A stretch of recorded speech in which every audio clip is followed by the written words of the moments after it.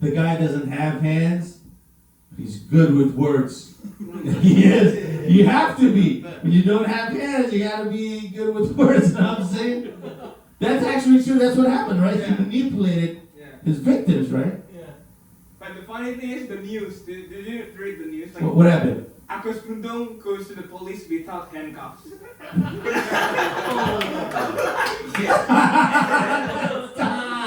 That is funny. The joke wrote itself. I was gonna say, it writes itself. That's crazy. No, that's a great joke, right? Do you know what the headline was? The headline was Agus was being escorted to the police officer without being handcuffed. Because he has no hands. Yeah. He has no hands. He has no hands. Bro, gue emang udah tahu dingin.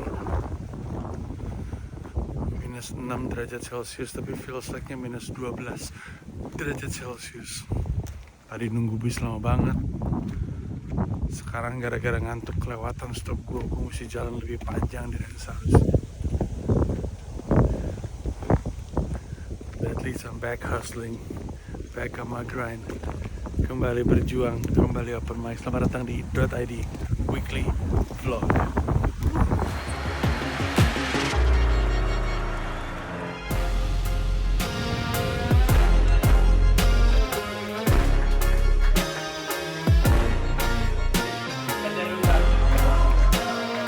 Officially my first ever payment.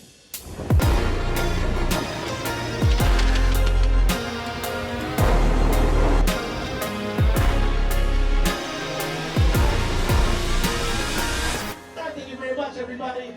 Thank you. Give it up for your host.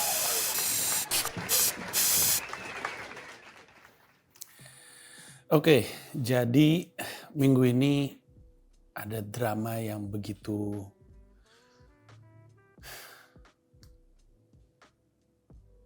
cukup bikin kaget, saking kagetnya jadi capek hati gitu. Pernah nggak ngerasa kayak gitu? Ada sesuatu menimpa lu, capek banget secara mental karena mungkin kaget ya. Secara fisik jelas nggak capek sama sekali, tapi secara mental kaget aja. Abis itu capek aja badan. Itu terjadi sama gue di episode kali ini. Kita mulai dari hari Senin. Gue mulai dengan lari. Terus sebelum gue lari, gue tuh tahu bahwa di hari tersebut, di hari Senin itu akan turun salju. Kenapa gue tahu? Karena ada pengumuman dari kayak Dinas Pendidikan Kota New York, NYC.edu kalau nggak salah, yang bilang bahwa besok akan ada salju. Saljunya seperti begini situasinya, ketebalannya, kecepatannya, anginnya dan segala macam, tapi sekolah tetap masuk. Gue cek di Google Weather App, nggak ada infonya. Ya udahlah, malamnya gue tabur garam aja dulu biar pasti. Pas gue keluar, gue merhatiin tetangga gue nggak ada yang nabur salju, tapi ya udahlah ya.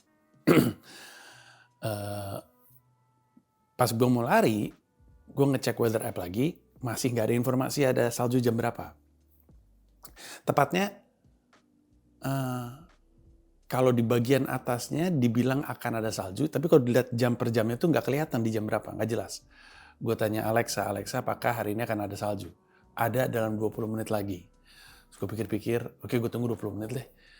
Biar nggak keganggu, biar ketika lari itu nggak kena hajar salju, karena kurang lebihnya salju itu kayak hujan juga. Kalau banyak jadi basah juga di badan. Tapi suhu dinginnya jadi naik gitu, karena saljunya turun, suhunya jadi lebih hangat walaupun masih dingin. Tapi udah gue tunggu aja. Terus gak keluar-keluar. Di 20 menit berikutnya kata gue, udahlah gue lari aja deh. Gue lari nih, ketika gue mau lari, terus ada satu momen pas banget dengan gue lagi ngerekam gue lari. Itu tuh gue sempet merhatiin, loh ini salju turun ya. Gak lama dari situ, salju turun semakin kenceng. Di video lari gue mungkin gak terlalu kelihatan. Tapi di video setelah gue lari, ngejelasin apa yang gue dengerin, itu kelihatan banget. Jadi sambil gue lari itu gue lagi dengerin podcast Stephen Bartlett, Diary of a CEO, sama gue lupa nama ahlinya, tapi dia ahli tidur. Ini untuk kedua kalinya gue dengerin podcast yang sama. Karena waktu pertama kali mungkin ada yang lewat, gue suka dengerin sebuah podcast tuh 2 kali. Jadi gue dengerin itu, terus setelahnya gue langsung bikin video supaya gue inget lagi apa yang gue dengar. Nah di video tersebut saljunya tuh makin kelihatan. Coba lihat aja. Sambil lari, gue nonton ulang podcast Diary of a CEO Stephen Bartlett dengan Dr. Cherry Ma. Dia adalah sleep physicianist, ahli tidur. Gue dengerin ulang untuk dapetin lagi ilmu-ilmu yang waktu itu pernah gue dapat tapi mungkin gue lupa. Terus ada satu bagian yang menurut gue menarik banget. Jadi dia kerjasama sama banyak klub Golden State Warriors, salah satunya Ravens di NFL, dan masih banyak lagi untuk ngebantu atlet-atlet mereka tidur lebih baik. Terus dalam risetnya Dr. Cherry Ma dan timnya, tidur yang lebih baik itu ngasih dampak peningkatan akurasi 9% pada free throw, 9% pada 3 point, dan 12% pada reaction time.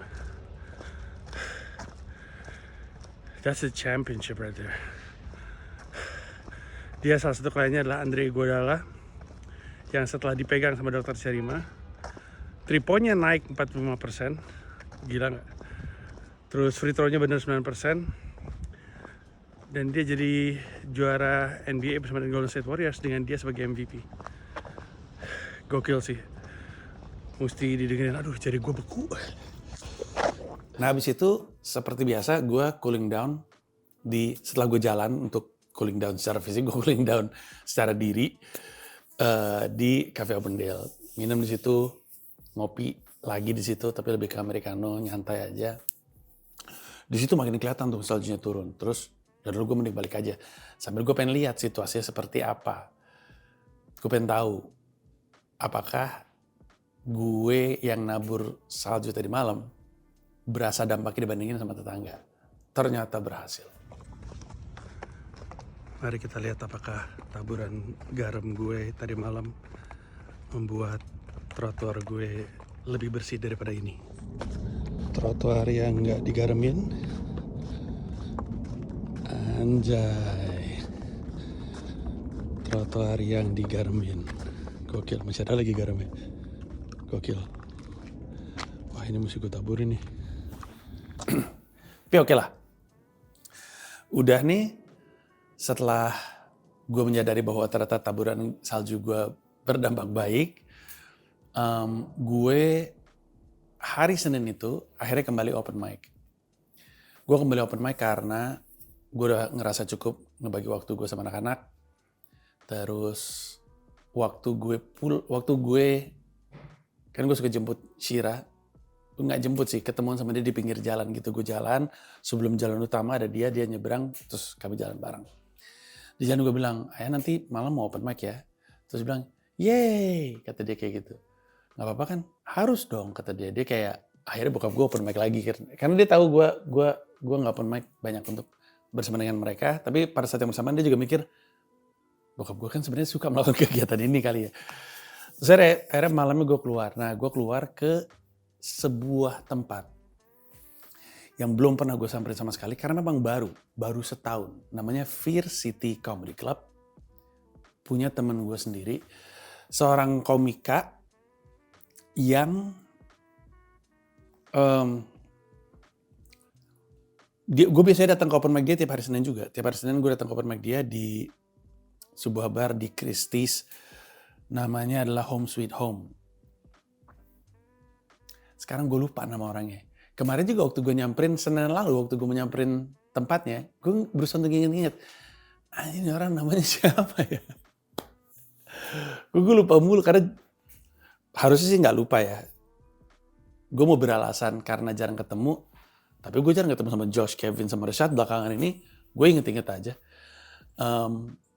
Sekilas info, kemarin ada yang nanya, lu gak pernah ngebahas soal Josh, Kevin, sama Rashad, ada update soal mereka? Ada. Alasan kenapa gue gak jarang banget ketemu mereka adalah karena kemarin, seperti yang lo tahu, dari Mei sampai dengan November, gue keliling Amerika, keliling Eropa, dan jadi nggak open mic. Open mic-nya berhenti karena ketika gue lagi nggak tour, gue mending di rumah aja bareng sama anak-anak. Jadi gue emang jarang open mic. Karena udah nemu 45 menit set 10,000 hour itu kan. Kalau open mic biasanya untuk ketemu sama teman dan segala macamnya. Kayak waktu itu ketemu sama Andovi, Nirina gitu kan. Jadi gue jarang ketemu mereka. Update mereka adalah Josh masih jarang stand up. Jarang open mic. Kayaknya tempat open mic dia salah-satunya tuh di Producers Club itu adalah rumah dia ketika dia nggak boleh. Tidak diizinkan lagi untuk open mic di situ. Dia jadi nggak punya teman open mic. Kadang-kadang dia diajakin stand up sama teman gue Ron Berman. Dan dia nongol. Bahkan waktu 10,000 hour tuh kan dia sebenarnya lagi jarang stand up. Semenjak konflik Palestina-Israel, lebih tepatnya penjajahan Israel terhadap Palestina naik, dia tuh emosional sekali sama situasi itu. Orang-orang di Producers Club tuh banyak yang pro Palestina. Termasuk sebenarnya orang-orang Amerikanya. Kayak Denise itu ngerasa, ya yang bener aja lah itu mah udah pasti penjajahan gitu. Terus Lawler teman gue juga ngerasa lebih simpati ke Palestina.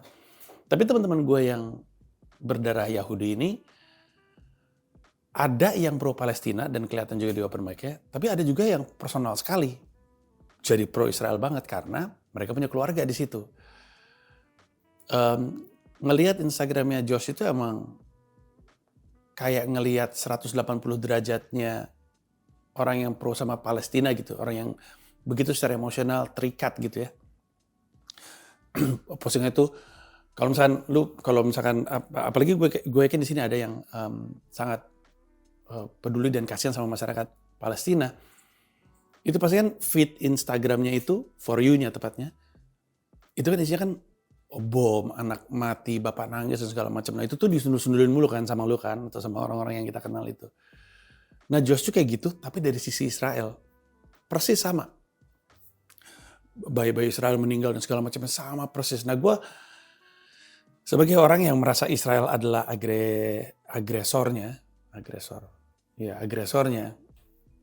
gue tuh kan nggak pernah terpapar sama keluarga-keluarga sipil, anak-anak Israel, bayi-bayi Israel yang terbunuh. Nggak tahu gue. Sejauh yang gue asumsikan mah itu berita palsu semua.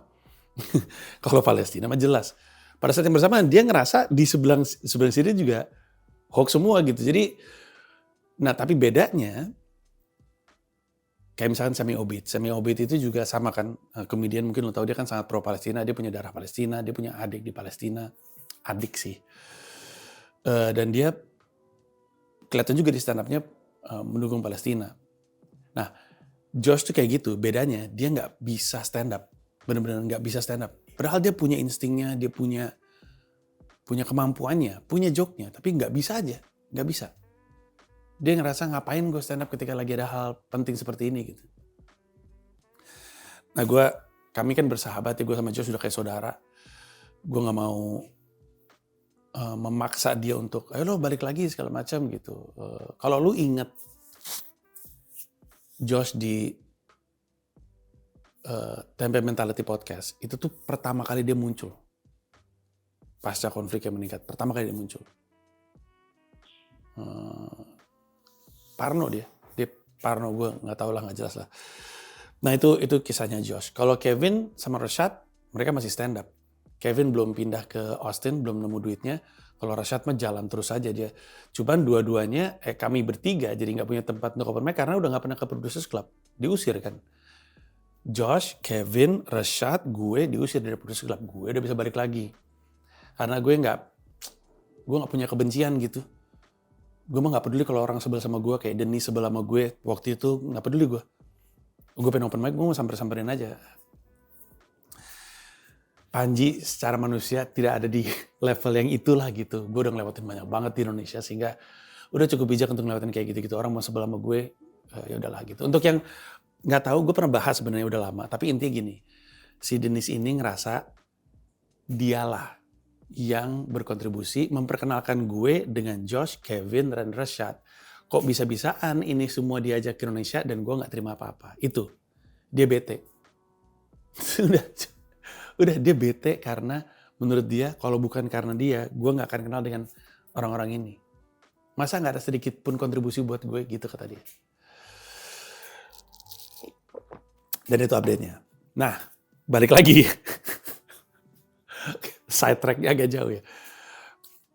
Balik lagi ke si temen gue itu. Kalau gue konsentrasi, gue seneng namanya nggak ya? Konsentrasi.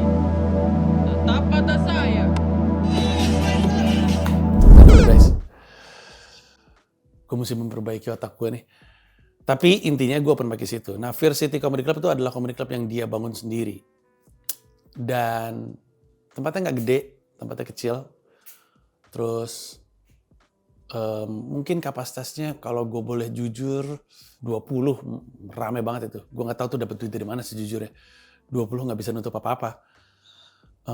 Karena gue tahu economicsnya comedy club atau kafe bahkan untuk bisa nutupin gitu. Jadi gue nggak ngerti sih janjiannya si teman gue ini kayak gimana.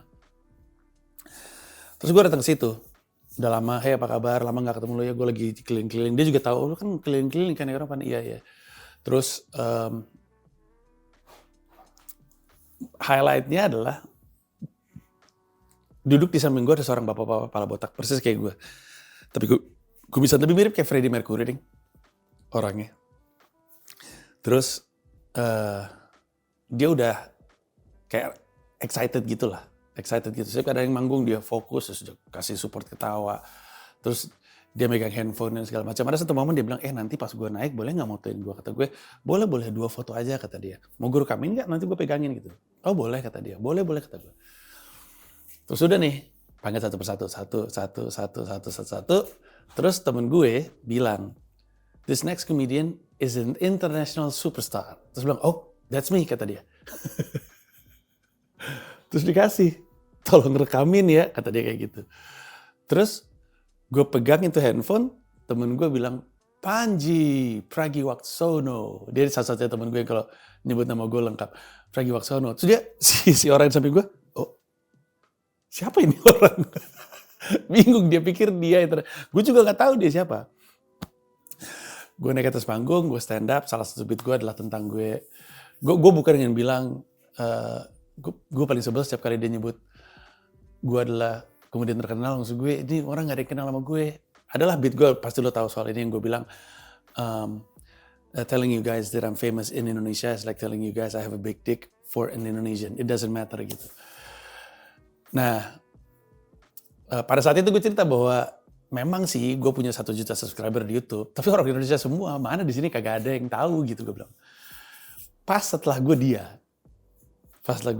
ternyata dia adalah artis di Afrika Selatan. Gue nggak tahu, dia juga nggak tahu. Terus dia naik atas panggung. Kalau Instagram followers lu berapa kata dia? 1 juta juga kata gue. Gue mau bohong, ntar dibilang sok rendah gitu. Jadi gue ngomong aja pada 1 juta juga. Followers gue 3.000 sih kata dia. Tapi gue juga superstar di Afrika Selatan. Dia bilang dia udah 2 bulan apa 3 bulan di New York dan dia lagi stand up terus. Terus udahlah itu adalah highlight-nya. Terus itu hari Senin. Hari Selasa gue nggak kemana-mana, gue di rumah aja. Gue tuh pengen nyari open mic yang murah gitu, kayak kemarin di Senin tuh tempatnya teman gue tuh cuma $5. Hari Selasa itu kebanyakan open mic tuh yang $7 plus minum, mahal-mahal banget. Tapi terus udah gitu Rabu gue keluar. Nah Rabu adalah karena gue ketemuan sama seorang kawan yang pernah muncul juga di .id Weekly Vlog. Namanya adalah Jojo. Waktu 10,000 Hour ke Cleveland, Jojo bersama dengan Linda itu adalah host show gue yang gue manggung di restorannya mereka, yang gue ke Rock and Roll Hall of Fame. Pokoknya Adit pasti kasih tahu klipnya Adit dan kasih tahu di episode keberapa. Itu salah satu episode yang seru karena ternyata gue suka Cleveland, gue suka kotanya, gue suka hiburan yang Cleveland sediakan. Gue suka makanannya dan gue suka temen-temennya karena dikenalin sama Jojo sama Linda sama orang-orang yang ada di situ. Ada banyak kota yang membuat gue jadi punya temen gitu ya, kayak misalnya Cleveland, Philly, terus udah gitu kayak waktu gue ke Goshen, jadi punya temen gitulah. Yang deket waktu gue di Atlanta juga gue kenalan sama komika Zain Sharif gitu ya, jadi kenal tapi nggak bisa dibilang temen gitu. Kalau yang tadi beneran temen. Nah si Jojo datang sama Kokwan sama satu lagi namanya Oleg kalau gue nggak salah. Mereka datang dan Jojo pengen ngejamu gue di sebuah restoran Michelin 1 bintang, Michelin Star 1 bintang. Dia omakase gitu. Omakase itu konsep experience dining Jepang yang menunya udah ditentuin sama si chefnya. Jadi lu tuh datang terus dikasih kertas, terus makanan pembuka ini, terus habis itu ini, habis itu ini, habis ini, terus udah gitu. Lu makan ngikutin apa yang ada di situ. Jadi lu nggak mesen.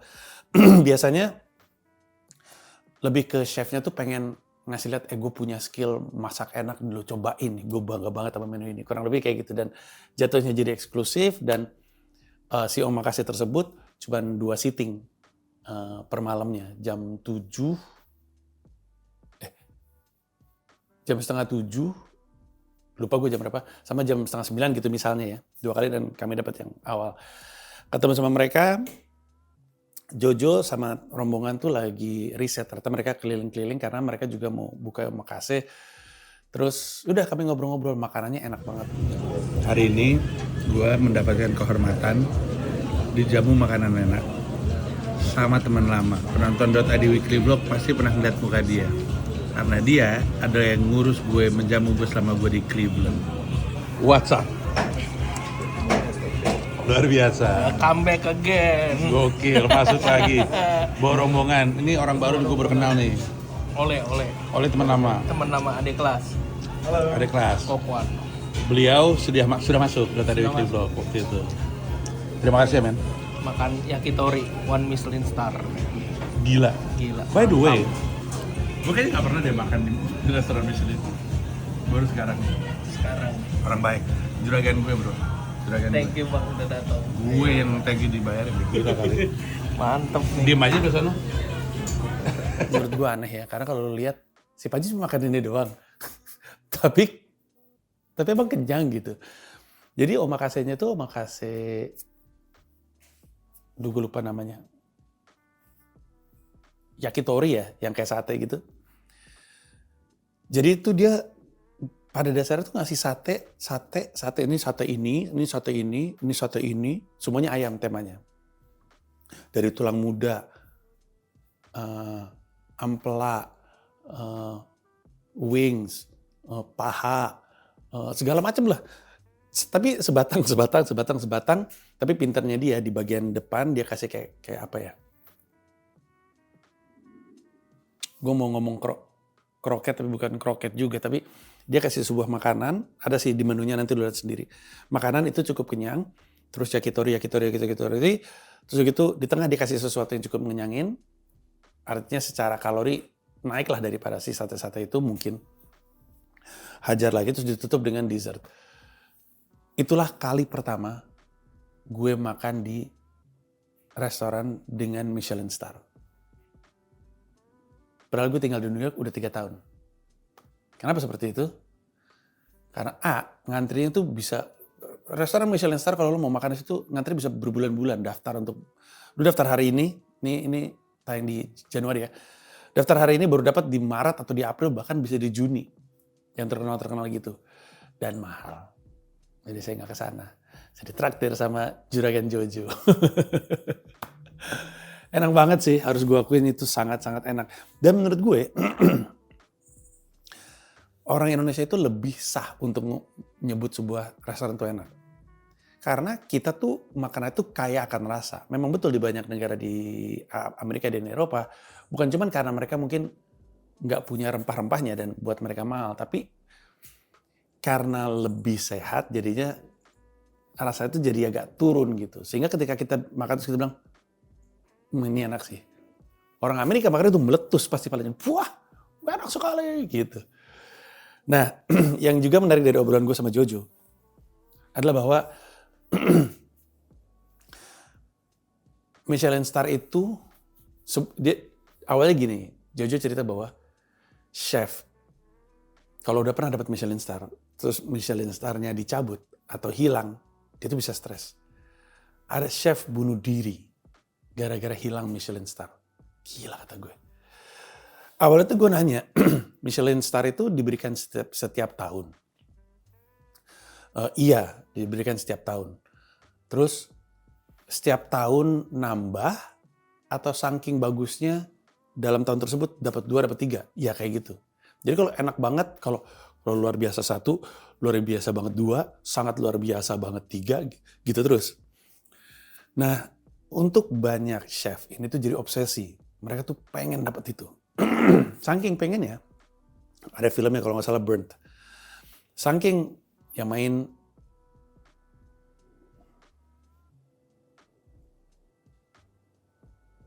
siapa yang mainnya? Kok gue lupa namanya?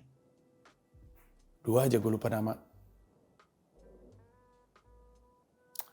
Dia suaranya Rocket Rocker dan dia juga main film sama Lady Gaga. Dan dia alkoholik, gue lupa namanya. Oke. Terus udah gitu bisa obsesi, saking obsesinya kalau berhasil dia bangga banget, tapi kalau dicabut dia depresi banget. Dan nggak ketahuan gitu. Jadi cara ngasihnya tuh si kurator Michelin Star-nya dari Michelin itu datang nggak bilang-bilang, makan, ngobrol sama chefnya, ngelihat tempatnya. Habis itu ngasih aja. By the way, dapat pengumuman bahwa lu dapat Michelin Star gitu. Makanya kalau misalkan dia chef dan dia ngincer Michelin Star, dia pastikan zero mistake. Kalau kata Jojo, zero mistake. Timingnya nggak boleh terlambat, servisnya nggak boleh terlambat, rasanya nggak boleh terlambat, kematangannya nggak boleh salah. Tempatnya mesti bagus, suhunya mesti oke, mejanya mesti bener bahannya, semuanya mesti sempurna. Bisa kebayang nggak obsesinya? Bisa kebayang nggak bekerja untuk chef yang punya obsesi seperti itu? Karena mungkin yang kerja di situ nggak punya obsesi yang sama kan? Sehingga mungkin dia bingung kenapa chef gue tuh keras banget gitu. Ya karena dia punya obsesi pengen dapat Michelin Star. Anak buahnya mau nggak mau yang bertahan adalah yang punya obsesi yang sama. Gue pengen jadi bagian restoran Michelin Star gitu kan. Biasanya sih rata-rata mau punya bagian dari sebuah restoran yang punya Michelin Star karena bangga, dan ketika dia keluar dia bisa punya peluang untuk antara dia buka sendiri karena punya reputasi tersebut atau gajinya naik di tempat yang lain. Dan lucu, salah satu staf yang kerja di situ bisa bahasa Indonesia dikit-dikit karena pacarnya pernah tinggal di Bali, di Jakarta sorry. Nah, abis dari situ, gue bilang sama mereka tuh masih keliling-keliling lagi dan terus mau ketemu sama investor apa segala macam. Terus gue bilang gue mau open mic. Oh ya, open mic jam berapa? Gue bilang kayaknya 8:30 atau jam 9. Oh, di mana tempatnya? Gue bilang di West 44th Street. Terus si Oleg itu nginepnya di 43rd, kalau nggak salah, 43rd Street. Oh yaudah kalau gitu nanti kita samperin, kata mereka. Yaudah gue jalan duluan ya. Terus misah, terus gue ke Producers Club. Ketemu sama Denise, peluk-pelukan, udah lama gak ketemu sama Lawler, ngobrol-ngobrol. Lawler, say hi to the people. Hey, how we doing? It's my favorite person, New York City. Very Sneaker sweet. connoisseur. Thank you, Pansy. How's everyone doing today? Good? I think Indonesian would love you. I would always advise Indonesian whenever they're in New York, Producers Club is the place to go Come on by. to see Shane Lawler. It's, as Mango raw as it eating. gets. As raw as it gets, baby. You know? Come on by. We have fun. Terus, gue nanya sama Denise, ada open mic nggak? Dia bilang ya nggak ada open mic hari ini. Soalnya lagi ada event Soup of the Day, jadi fokusnya ke sana. Oh, Ya udah kalau gitu gue nongkrong aja kata gue. Udah gue nongkrong di bar minum. Tiba-tiba datang 3 orang Indonesia. Pas nongol tuh Dennis nanya, lu mau datang open mic? Karena dia nggak ngumumin batal kan. Mau open mic atau mau nonton Soup of the Day? Stand up comedy. Terus si Dennis ngeliatin. Are you here for Panji? Kata dia kayak gitu. Yes. Terus gue kan ngeliatin dia. Mereka ngeliatin gue. Tapi mereka nggak reaksi apa-apa. Ternyata mereka orang Indonesia. Terus gue bingung. Kalau tahu gue open mic. Terus dia bilang gini. Bang Panji tadi live di IG. bilang mau open mic di sini. Kata gue, oh iya gue lupa. Terus mereka datang 3 orang ini. Terus dia bilang, ya Ji, akhirnya mesti open mic dulu untuk mereka. Gue bilang, yaudah kalau gitu, ntar gue open mic. Terus gue bilang sama Jojo, Jo ini gue jadi open mic, kalau mau datang kabarin ya. Oh ya, kami menuju ke sana. Akhirnya, terjadilah open mic, padahal gak ada komikanya. Cuma ada gue sama Loller. Akhirnya, open mic lah gue. Untuk si 3 orang Indonesia ini, Loller yang nge-MC dan ngebuka, abis itu gue stand up, di tengah, setelah sekitar 15 menit gue stand up, rombongannya Jojo datang. Pada akhirnya, gue 30 menit di situ. Udah kayak show sendiri gue. Lucu banget. Aneh. Pulang-pulang dari situ dikasih duit sama Dennis. Kalau Dennis mah ngeliat, oh duit nih. Si Dennis nyuruh gue open, Ji, gimana? Terpaksa lu mesti open mic deh. Itu bukan peduli sama orang Indonesia itu. Dia ngeliat duit. Lumayan itu. Kalau satu orang $5, $15 itu. Akhirnya kan jadi ada 6, ada $30. Gue terima $10. Udah. Selesai itu hari Rabu. Hari Kamis. Hari Kamis, gue tuh tadinya mau lari. Tapi anginnya sumpah kenceng banget. Suhunya -6. Feels like-nya -12. Karena anginnya kenceng banget. Akhirnya gue putuskan, udahlah gue gak usah open mic lah. Gue mau sehat, bukan mau sakit. -12 mah yang bener aja lah kata gue. Dan anginnya itu loh yang gue gak tahu deh, gue gak yakin gue kuat. Udah nih. Gue jemput Shira aja. Seperti biasa. Gue jemput Shira, pas gue balik jalan kaki sama Shira, gue ngeliat Mila lari keluar dari rumah, tapi ke arah tetangga. Terus gue bingung kan. Shira, gue bilang, Mama kenapa lari ya? Terus Shira bilang, kenapa larinya ke rumah tetangga ya kata dia. Terus gue samperin, ternyata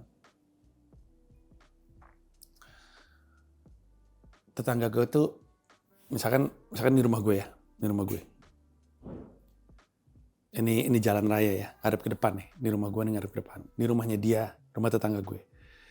Di sini itu ada driveway tempat mobil masuk. Tetangga gue parkir mobilnya di sini. Mobilnya mobil mewah, Corvette. Sebenarnya ditutup pakai penutup mobil tau kan?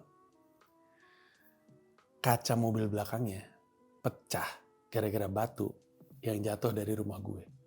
It was just, the glass that's easy to replace.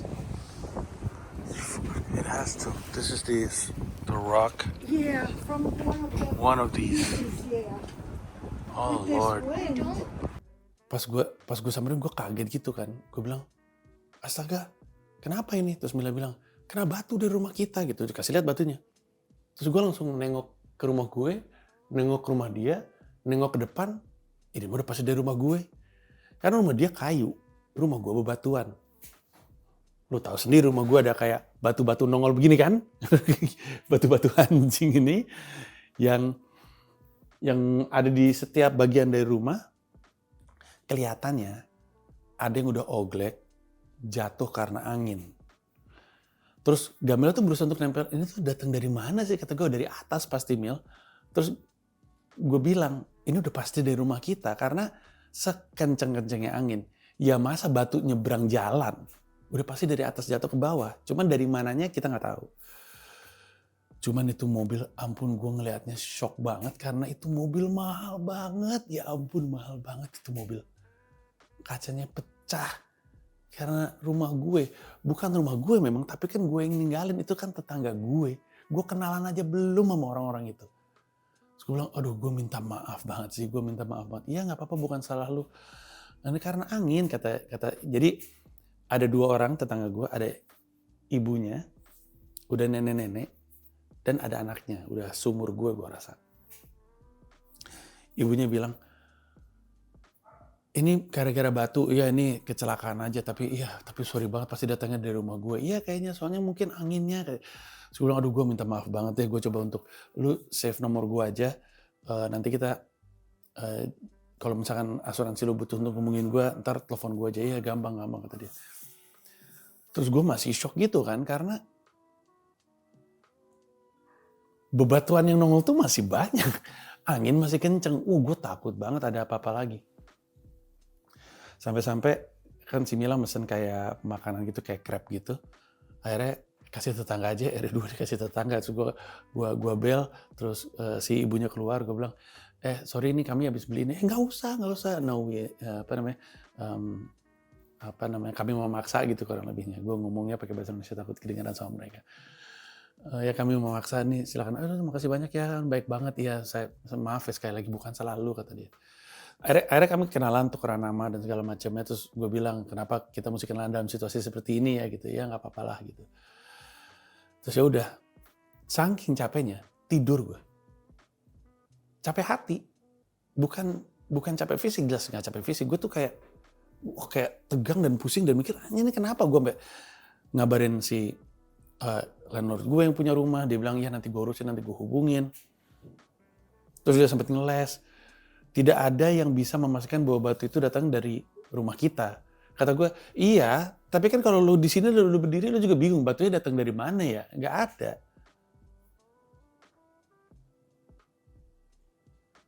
Bingung gue. Ya kalau mau suuzon ya mungkin dia mecahin kacanya sendiri segitu. Asuransi gitu ya, tapi buat apa coba? Udah pasti tuh, anginnya juga kencang udah pastilah. Gila gue, ada aja kejadian. Ada aja. Minggu lalu pipa air panas gue. Waktu itu tetangga gue satu rumah setelah yang ini. Yang ini rumah gue, ini yang mobilnya pecah dari rumah gue. Tetangga sebelah sini pernah mau ngeviralin gue. Di bulan, ada di Dotadi Weekly Vlog bulan September 2024 kalau gue nggak salah, gue 2023 ya, gue lupa deh. Yang ilalangnya gede banget, tinggi banget, kan dia, rumah lu memalukan kata dia, diviralin gue. Sekarang ini kejadiannya, ampun gue, gila stres banget. Bukan salah gue memang, tapi gue yang tinggal gitu di sini, jadi ya, gue nggak ngerti kenapa gue harus ngerasa bersalah, tapi ngerasa bersalah. Besoknya hari Jumat gue memutuskan untuk lari. Gue lari, bukti kencengnya angin kelihatan pas gue lari. Pas gue lari, di rute gue lari, gue ada satu bagian di mana masuk ke, emang itu jalan tuh jalan, bukan jalan umum. Jadi mobil nggak bisa lewat itu untuk pejalan kaki, untuk pelari, untuk pesepeda. Hutan-hutan gitu, ada pohon tumbang melintang di rute lari gue. Pas gue lihat ke kiri, emang patah dari batang pohonnya karena angin. Sudah gue lari, gue terusin. Sorenya gue open mic ke QED. Dan gue hoki banget karena gue naik pertama. Jarang banget. Sistemnya bucket kan. Datang, beli minum. Setelah beli minum, dikasih kertas tertulis nama maksudnya. Masukin ke bucket. Kalau lo gak beli minum, gak dikasih kertas itu. Jadi raffle gitu sistemnya. Terus gue dapat pertama. Gue open mic, happy. Di tengah-tengah gue cabut. Udah. Sabtu dan Minggu gue di rumah aja. Biasa-biasa aja. Gak ngapa-ngapain. Sama anak-anak aja. Dan itulah yang terjadi di Dotadi Weekly Vlog kali ini. Aneh ya? Hidup gue aneh banget memang. Ada stand up-nya. Ada olahraganya. Ada dramanya. Namanya juga vlog. Duh gue jagoan. Kita tutup dulu ya. Sampai ketemu di episode minggu depan. Thank you. Bye-bye.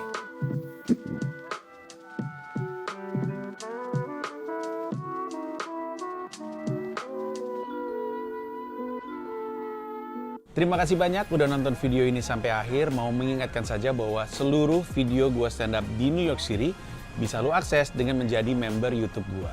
Ada 3 level, ada yang Rp30.000, Rp125.000, ada yang Rp1,5 juta, masing-masing punya manfaat sendiri-sendiri. Tapi yang pasti, dari yang Rp30.000, lu udah bisa akses semua video stand up gua di New York City tanpa disensor, tanpa dipotong, termasuk video-video yang sebelumnya. Terima kasih sekali lagi. Wih, gokil. Wah, yang punya rumah rajin nih, nabur garam nih pasti nih. Gokil. Lah, ya. Ini. Kalau misalnya gue kepleset, jatuh, pala gue kepentok, bisa gue tuntut nih yang punya rumah nih. Nggak beres. Lihat. Nggak pada rajin lo semua. Gokil. Gue doang orang rajin di sini.